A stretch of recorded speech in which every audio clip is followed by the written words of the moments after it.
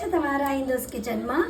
આજે હું બનાવી રહી છું છાશ વઘારેલી, જે અમારા બનાસકાંઠાની પ્રસિદ્ધ રેસીપી છે, હર ઘરમાં બનાવવાની અને બધાને નાનાથી કરીને મોટાને બધાને ભાવે પણ છે। આપણે એના માટે જો આમાં એક તેલ લીધું છે, પછી અંદર મેં રાઈ નાખી છે, પછી આપણે નાખીશું 1 ચમચી જીરું પાવડર, એમાં આપણે નાખીશું અડધો ચમચી અજમો પાવડર, અને મેં આ પેસ્ટ બનાવીને રાખી છે લસણ અને લીલા મરચાંની, એ આપણે પેસ્ટ નાખી દઈશું। મરચું આપણે બરાબર સિલબટ્ટામાં પીસી લેવાનું છે। પછી આમાં જો અમે મીઠા લીમડાના પત્તા નાખ્યા છે,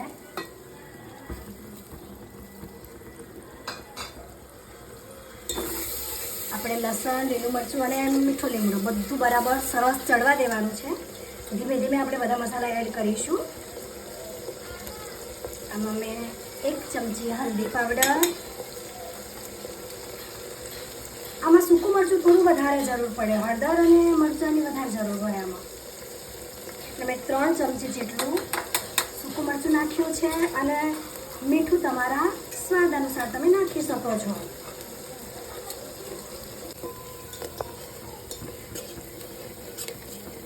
તમે જોઈ શકો છો આપણું બધું જે નાખ્યું હતું મરચું ને બધું એકદમ પરફેક્ટ તૈયાર થઈ ગયું છે। હવે આપણે આમાં ઉમેરીશું છાશ। બહુ જ ઇઝી અને તરત બની જાય એવી રેસીપી છે આ। ફટાફટ કંઈ પણ યાદ ના આવતું હોય ફટાફટ બની જાય એવી રેસીપી છે। જો આની અંદર મેં છાશ નાખી દીધી છે। હવે આને આપણે બરાબર સરસ હલાવી દેવાનું છે। જ્યાં સુધી છાશ ગરમ ના થાય ત્યાં સુધી આને હલાવવાનું છે।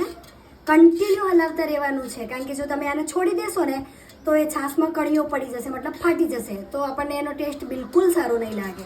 એટલે આપણે આને કન્ટિન્યુ હલાવતા જ જવાનું છે। જો આને કન્ટિન્યુ હલાવી છે, જ્યાં સુધી છાશમાં જે તેલ નાખ્યું છે વઘાર એ ઉપર ના આવે ત્યાં સુધી હલાવવાની હતી। આપણો વઘાર બરાબર ઉપર આવી ગયો છે। હવે આની અંદર તમે કોથમીર નાખી અને બાજરીના રોટલા સંગાથે કે તમને જે ભાવે એની સાથે તમે ખાઈ શકો છો। તમને મારો આ વિડીયો અને રેસીપી કેવી લાગી કમેન્ટ બોક્સમાં જરૂરથી જણાવજો, અને હા, લાઈક સબસ્ક્રાઈબ કરવું ના ભૂલતા। By guys.